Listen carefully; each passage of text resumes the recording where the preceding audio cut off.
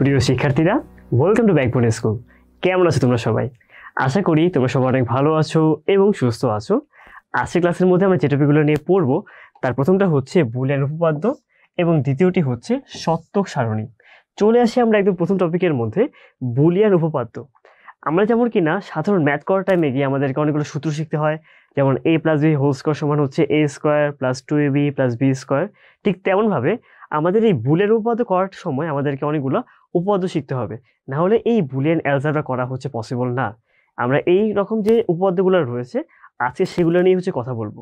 চলে আসি প্রথম উপপাদ্যের মধ্যে, যেটার নাম হচ্ছে পরিচিতি উপপাদ্য অথবা আইডেন্টিটি উপপাদ্য। এর দ্বারা কি বোঝানো হচ্ছে, যে উপপাদ্যের মধ্যে কোনো একটা মান যোগ করলে বা গুণ করলে ওই মানটাই থাকবে তাকে বলতে পারি হচ্ছে আমরা পরিচিত উপপাদ্য। যেমন যদি হচ্ছে এক্স এর সাথে আমরা 0 যোগ করি তাহলে এক্স মানটাই হচ্ছে আবার থাকে, আবার এক্স এর সাথে যদি হচ্ছে আমরা 1 গুণ করি তাহলে আবার এক্স মানটাই থাকবে। এটাকে বলা হচ্ছে পরিচিতি উপপাদ্য। কি বললাম, যদি কোনো একটা মানের সাথে আমরা আরেকটা মান যোগ করি অথবা গুণ করি, যদি ওই মানটাই এবার আসে তাকে আমরা বলতে পারি পরিচিতি উপপাদ্য। এরপর আমরা জানবো কর্তৃত্ব উপপাদ্য সম্পর্কে, যেটাকে বলা হয় ডোমিনেশন উপপাদ্য। এর দ্বারা কি বোঝানো হচ্ছে, যে আমরা যে কোনো মান যদি নতুন করে যোগ করি অথবা গুণ করি, দ্বিতীয় মানটা হচ্ছে ডোমিনেট করবে, ডোমিনেট করে ও হচ্ছে নিজের কর্তৃত্ব স্থাপন করবে এবং ওই মানটাই হচ্ছে আবার এসে পড়বে।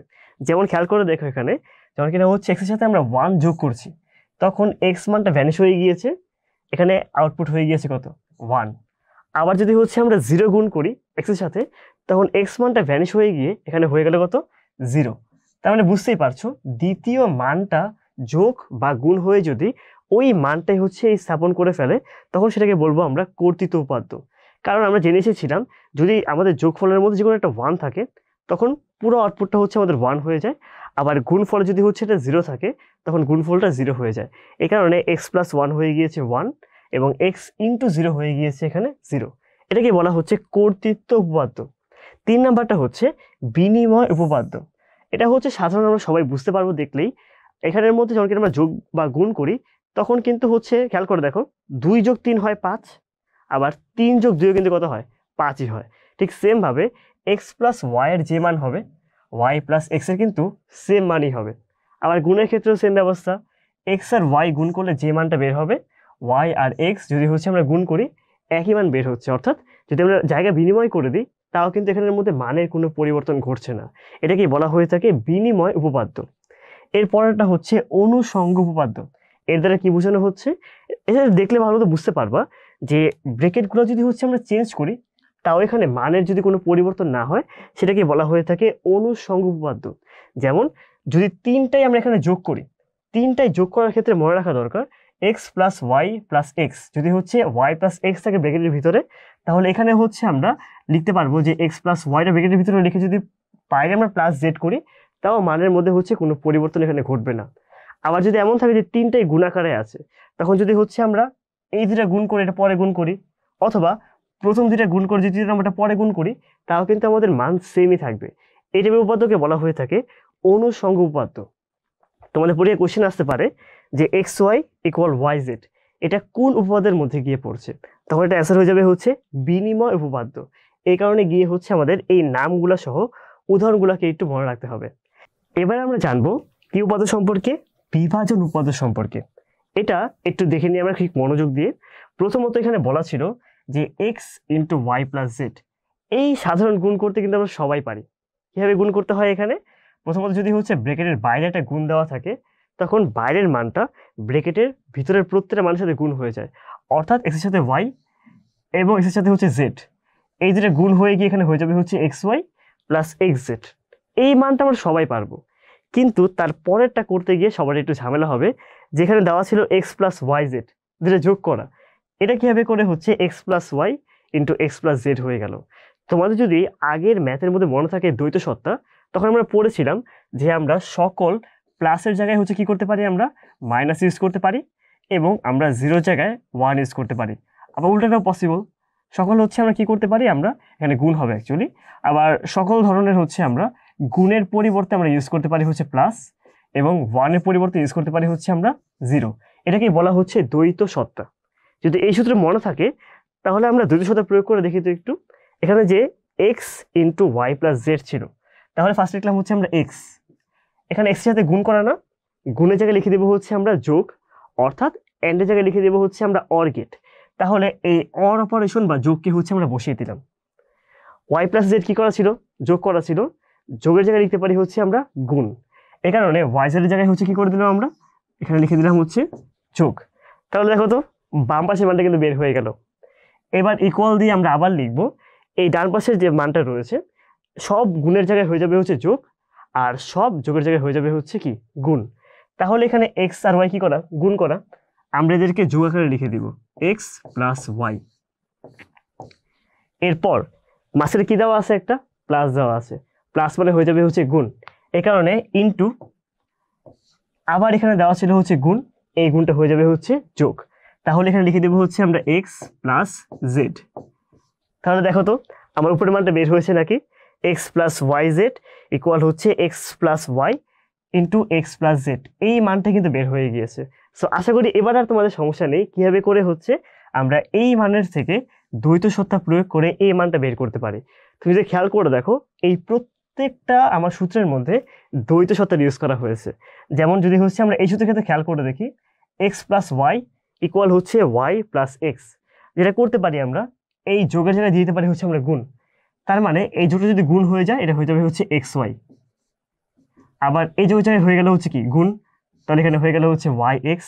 এখানে প্রত্যেকটা সূত্রের মধ্যে হচ্ছে আমরা দ্বৈত সত্তা ব্যবহার করে অপর সূত্রটা হচ্ছে আমরা বের করতে পারি। এটা গেল হচ্ছে আমাদের প্রথম পাঁচটা। তারপরে আমরা যেটা শিখবো সেটা হচ্ছে ডি মর্গ্যানের উপপাদ্য। ডি মর্গ্যান দুটো উপপাদ্য দিয়েছিলেন, যেটা বর্তমানে হচ্ছে খুবই বিখ্যাত এবং ম্যাথের জন্য আমাদের কাজে লাগে। সেটা হচ্ছে প্রথম সূত্রটা হচ্ছে যে যদি আমাদের দুইটা যোগ হয়ে তার উপরে একটা হোল বার দেওয়া থাকে, অর্থাৎ যদি যোগ করে আমাদের উপরে পুরো মান দেওয়া থাকে তখন দুইটা ভিন্ন ভিন্নকে ভেঙে যাবে। অর্থাৎ যদি আমাদের দেওয়া থাকে এখানে এ প্লাস বি হোল বার দেওয়া থাকে, প্রথমত হচ্ছে যেটা করতে হবে আমাদের দুটাকে আগে আলাদা করে লিখবো, এ আর বিকে লিখবো হচ্ছে আলাদা করে। দেন যেটা করতে হবে এই বারটাকে আমরা দুটোর উপর আলাদা করে দিব, এটা হচ্ছে প্রথম কাজ। সেকেন্ড কাজটা হচ্ছে যোগের জায়গায় হয়ে যাবে হচ্ছে গুণ। আবার যদি দুইটা গুণ আকারে উপরে বার দেওয়া থাকে, আগের মতো সেম কাজ করব, আমরা হচ্ছে আগে লিখবো এ বার বি বার, আর গুণ থাকলে হয়ে যাবে হচ্ছে যোগ। এটাই হচ্ছে ডি মর্গ্যানের দুটো গুরুত্বপূর্ণ সূত্র। অর্থাৎ এ প্লাস বি হোল বার ইকুয়াল লিখতে পারি হচ্ছে আমরা এ বার ইন্টু বি বার, এবং যদি হচ্ছে এ বির উপর হোল বার দেওয়া থাকে গুণ আকারে তখন বারগুলো আলাদা হয়ে যাবে এবং গুণের জায়গায় মাঝখানে হয়ে যাবে হচ্ছে যোগ। এবং এই দুটো সূত্র আমরা বুলিয়ান অ্যালজেব্রায় অনেকবার দেখবো, সামনে ভিডিওগুলো যখন কিন্তু আমরা ম্যাথ করবো তখন গিয়ে দেখবা যে এই সূত্রগুলো হচ্ছে বারবার রিপিট হচ্ছে। তারপর পরিশোষণ উপপাদ্য, এর দ্বারা মেনলি কি বোঝানো হচ্ছে, এর দ্বারা বোঝানো হচ্ছে যে এখানে যদি হচ্ছে প্রথম যে মানটা রয়েছে তার পরবর্তী যে মান পুরোটাকে শোষণ করে নিজেই হচ্ছে ওই মানটা হয়ে যায়। যদিও বিশাল বড় একটা মান দেওয়া আছে এখানে এক্স প্লাস এক্স ওয়াই, এই মানটা মিলে হয়ে যাবে হচ্ছে এক্স। কিভাবে করে এই কাজটা ঘটে আমরা হচ্ছে নিচে দেখে নিই একটু। যদি হচ্ছে আমরা এখানে যোগ করি এক্স প্লাস এক্স ওয়াই, দেখো তো দুটোর মধ্যে কমন নেওয়া যায় না, যদি আমরা এক্স কমন নিয়ে নিই তাহলে এখানে হয়ে যাবে হচ্ছে ওয়ান প্লাস ওয়াই। এখন আমরা জানি যোগফলে ওয়ান থাকলে সেটা হয়ে যাবে হচ্ছে কি ওয়ান, তাহলে এক্স ইন্টু ওয়ান, দেখো তো কত হয়ে গিয়েছে, এখানে এক্স হয়ে গিয়েছে। তার মানে এটা হচ্ছে আমাদের ডোমিনেশনের ঠিক উল্টা, ডোমিনেশনের দ্বিতীয় মানটা হচ্ছে প্রথম মানকে কি করে নেয়, ডোমিনেট করে, আর এখানে প্রথম মানটা পরের মানগুলোকে ডোমিনেট করে নিজেই হচ্ছে কি করে নিচ্ছে, এই মানটা গ্রহণ করে নিয়েছে। তাহলে ইনপুটের মাঝে যখন থাকবে এখানে আমাদের এক্স প্লাস এক্স ওয়াই, তখন এখানে হয়ে গেল হচ্ছে আমাদের এক্স। এখানেও ঠিক সেম ভাবে কাজ করা হচ্ছে। তোমরা বাসায় নিজে একটু মিলিয়ে দেখবা তো কিভাবে করে হচ্ছে এটা এক্স তোমরা বের করতে পারছো নাকি, না পারলে পরবর্তী ক্লাসে আমি তোমাদেরকে অবশ্যই বের করে দিব। তো এই যেটাকে বলছি আমরা পরিশোষণ উপপাদ্য। এরপরে জানবো হচ্ছে আমরা অপরিবর্তনীয় উপপাদ্য সম্পর্কে। অপরিবর্তনীয় মানে যদি এমন হয় যে দুইটা মানকে যোগ করে ওই সেম মানটাই বের হয়েছে, বা দুইটা মানকে গুণ করে আবার সেম মান বের হয়েছে, ওই উপাদ্যকে বলা হয়ে থাকে অপরিবর্তনীয় উপাদ্য, যেখানে ইনপুটের মানগুলা পরিবর্তন হয় না, আউটপুটে সেম মান থাকে। যেমন যদি হচ্ছে আমরা দুইটা সেম মান যোগ করি তখন আউটপুটে আবার ওই মানটাই বের হয়, এক্স প্লাস এক্স মিলে কি বের হয়, এক্স বের হয়। কেন? কারণ দুইটা জিরো যোগ করলে কিন্তু জিরোই বের হয়, আবার জেনে এসেছিলাম আমরা দুইটা ওয়ান যোগ করলে ওয়ানই বের হয়। তো এক্স এর মান তো জিরো আর ওয়ান ছাড়া কিছু হওয়া পসিবল না, এই কারণে বুলিয়ান উপপাদ্য অনুযায়ী এক্স প্লাস এক্স যোগ করলে বের হয় হচ্ছে এক্স। আবার ঠিক সেমভাবে যদি সেম মান আমরা গুণ করি তখন আমাদের ওই সেম মানটা বের হয়ে যাবে। আবার এক্স আর এক্স গুণ করলে বের হবে এক্স, এ আর এ গুণ করলে বের হবে হচ্ছে এ। এটাকে বলা হচ্ছে অপরিবর্তনীয় উপপাদ্য, যেখানে দুইটা সেম মান হচ্ছে আমরা যোগ বা গুণ করছি, আউটপুটের মধ্যে ওই মানটাই হচ্ছে আবার বের হচ্ছে। এরপর হচ্ছে পূরক উপপাদ্য। এর দ্বারা কি বোঝানো হচ্ছে, যদি আমরা একটা মানের ঠিক পূরক মানটা যোগ করি বা গুণ করি তখন আমাদের যে উপপাদ্য বের হয় তাকে বলা হচ্ছে পূরক উপপাদ্য। অর্থাৎ এখানে খেয়াল করে দেখো, যদি এর সাথে এর পূরক অর্থাৎ এবার যদি হচ্ছে গুণ করা হয় তখন হয়ে যাবে হচ্ছে 0। আবার যদি এর সাথে আমরা এটার পূরক বা এবার যদি হচ্ছে আমরা যোগ করে দিই তখন হয়ে যাবে হচ্ছে 1। গুণ করলে 0 আর যোগ করলে হচ্ছে 1। কিন্তু কেন? ব্যাপারটা হচ্ছে গুণ করার টাইমে গিয়ে আমাদের এই দুইটার মধ্যে যে কোনো একটা মান অবশ্যই 0 হতে বাধ্য। যদি এর মান হয় 1, এবার হয়ে যাবে হচ্ছে 0।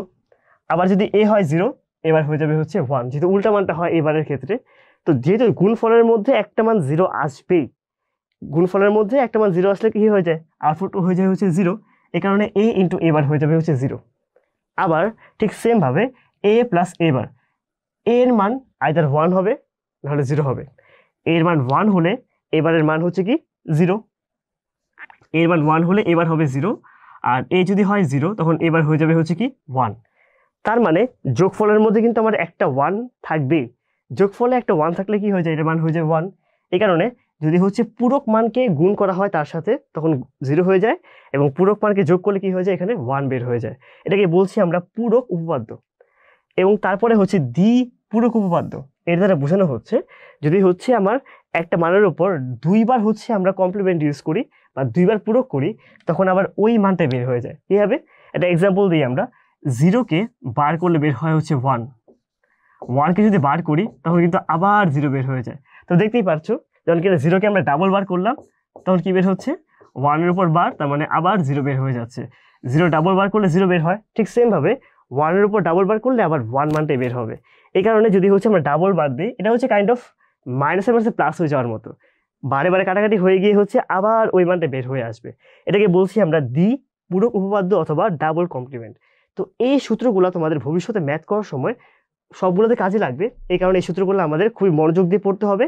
পাশাপাশি তাদের নামগুলো যেগুলো রয়েছে এগুলো হচ্ছে আমাদের একটু মেমোরাইজ করতে হবে। এরপরে হচ্ছে আমরা এই টপিক থেকে কিছু গুরুত্বপূর্ণ তথ্যগুলো জেনে নিব। যেমন প্রথমে বলা হচ্ছে যে দুইটি হুবহু একই রাশি যদি হয় তখন এদের গুণফল বা যোগফল উত্তরে একটা হয়ে যাবে। কেমন ব্যাপারটা, যদি এক্স আর এক্স যদি যোগ হয় তখন ওই এক্সে আবার বের হবে, আবার এক্স আর এক্স যদি গুণ হয় তখন ওই এক্স মানটাই হচ্ছে আবার বের হয়ে যাবে। এটা হচ্ছে আমাদের একটা শর্টকাট টেকনিক মনে রাখার জন্য। যেমন এবিসি আর এবিসি যোগ করে কিন্তু আবার কি বের হবে, এবিসি এই মানটাই বের হবে। গুণ করে দিলেও না এখানে সেম হচ্ছে রেজাল্ট বের হয়ে যাবে। আবার এবিসি আর এবিসি গুণ করে কি বের হবে, এবিসি হচ্ছে বের হবে। যোগ ফলে যদি হচ্ছে একটা 1 থাকে তাহলে উত্তর হয়ে যাবে 1, আর গুণফলে যদি 0 হয় তখন উত্তরে হবে হচ্ছে 0। তোমাদের কিন্তু এই সবগুলো কথা বলে দিয়েছিলাম অলরেডি, বাট একসাথে নিয়ে আনলাম যাতে করে তোমাদের এই শর্টকাটগুলো হচ্ছে মনে থাকে। পূরক রাশির যোগফল 1, অর্থাৎ যদি হচ্ছে কোনো সংখ্যার সাথে তার পূরক রাশি যোগ করা হয় তখন যোগফল হয়ে যাবে 1, এবং পূরক রাশি যদি আমরা গুণ করে দিই তখন গুণফল হয়ে যাবে হচ্ছে কত, 0। জোড় সংখ্যক পূরকে কাটাকাটি হয়ে যায়, অর্থাৎ যদি হচ্ছে আমরা ডাবল বার দিই বা 4টা বার দিই বা 6টা বার দিই তখন কি আবার ওই মানটাই হয়ে যাবে। লাইক যদি এর উপর যদি হচ্ছে এখন আমরা কয়টা বার দিই, 4টা বার দিই, 4টা বারে কাটাকাটি হয়ে গিয়ে আমাদের আবার এই মানটাই চলে আসবে। এই জন্য বলা হচ্ছে জোড় সংখ্যক পূরকে কাটাকাটি হয়ে যায়, আর বিজোড় সংখ্যক পূরক থাকলে একটা মাত্র হচ্ছে পূরক পড়ে থাকে। এবার আমরা জানবো সত্য সারণী নিয়ে। সত্য সারণী বলতে বোঝানো হচ্ছে যে বুলিয়ান অ্যালজেব্রার লজিক সার্কিটে এক বা একাধিক কি থাকে, ইনপুট থাকে। এই ইনপুটগুলোর মান বিভিন্ন সমন্বয়ের উপর আউটপুটের মান হচ্ছে নির্ভর করে, যা সারণীর সাহায্যে প্রকাশ করা যায়। এটাকেই বলা হচ্ছে সত্যক সারণী, যেটা ইংলিশে বলা হয়ে থাকে হচ্ছে ট্রুথ টেবল। সত্যক সারণীর সাহায্যে যে কোনো বুলিয়ান সূত্রকে হচ্ছে প্রমাণ করা যায়। আমরা যে এতগুলো উপপাদ্য শিখে আসলাম সবগুলো উপপাদ্যকে এই বুলিয়ান অ্যালজেব্রার মাধ্যমে প্রকাশ করা পসিবল হবে বা প্রমাণ করা যাবে। n সংখ্যক চলকের জন্য সত্যক সারণীতে 2n সংখ্যক ইনপুট হবে। ঠিক আছে, 2n সংখ্যক হচ্ছে এখানে ইনপুট হবে। যেমন এখানে যদি আমরা খেয়াল করতে চাই, যদি হচ্ছে আমাদের দুইটা হচ্ছে কি থাকে, আমাদের সংখ্যা থাকে, তখন আমাদের ইনপুট হয়ে যাবে হচ্ছে 2n সমান 2 স্কোয়ার সমান 4টা হচ্ছে আমাদের ভ্যারিয়েশন হওয়া পসিবল। আবার যদি এমন হয় আমাদের চলক রয়েছে তিনটা, এ বি সি তিনটা চলক, তখন চলক যদি হয় তিনটা, তখন 2^3 সমান 8টা হচ্ছে আমাদের ভ্যারিয়েশন হওয়া পসিবল, বা 8 টাইপের হচ্ছে আমাদের ইনপুট হওয়া পসিবল। আউটপুট কয়টা ওইটা পরের ব্যাপার, বাট এটা আমরা ইনপুট নিয়ে বলছি। যদি আমাদের চলকের সংখ্যা হয় 2টা, তখন ইনপুটের ভ্যারিয়েশন হওয়া পসিবল 2² সমান 4টা। আর যদি আমাদের চলক হয় 3টা, তখন আমাদের ইনপুটের ভ্যারিয়েশন হওয়া পসিবল 2^3 সমান 8টা। যেমন এখানের মধ্যে খেয়াল করে দেখো, এ আর বি 2টা চলক দেওয়া আছে। 2টা চলকের জন্য হচ্ছে আমাদের টোটাল কয়টা দেখো তো ইনপুট হয়েছে? টোটাল আমাদের 4টা ইনপুট হয়েছে, 1 number, 2 number, 3 number and 4 number. মনে করে আমরা বের করতে চাচ্ছি যে এ প্লাস এবি, এটার মানটা হচ্ছে কি বের হবে, আমরা এটা বের করতে চাচ্ছি। তো যদি খেয়াল করে দেখো এখানের মধ্যে এ প্লাস এবি এটার মানটা আমরা বের করতে চাচ্ছি। এখানে 4টা ভ্যারিয়েশন হওয়া পসিবল, 0 0, 0 1, 1 0 অ্যান্ড 1 1। এই ক্ষেত্রে আমাদের 4টা কি ভ্যারিয়েশন হওয়া পসিবল। তো যদি হচ্ছে আমরা এ আর বি গুণ করি, গুণ ফলে একটা যদি হচ্ছে আমাদের 0 থাকে, তখন গুণফল হয়ে যায় 0। এই কারণে প্রথম 3টার মান হয়ে যাবে 0, আর লাস্টটা হবে হচ্ছে আমাদের 1। এ বি এর সাথে কি করা হয়েছে? এ যোগ করতে বলা হয়েছে। তো যদি আমরা এই মানের সাথে যদি আমরা এ যোগ করে দিই, যোগ ফলে একটা 1 থাকলে কি হয়ে যায়? যোগফলটা 1 হয়ে যায়।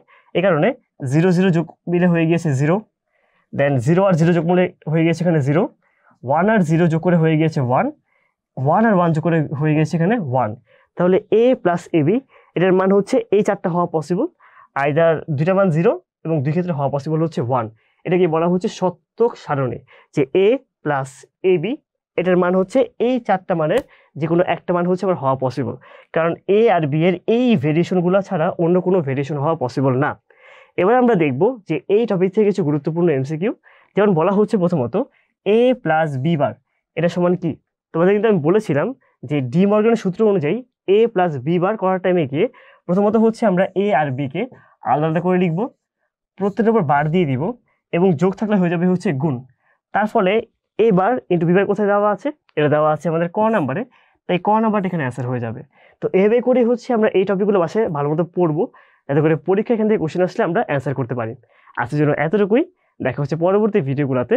ধন্যবাদ সবাইকে।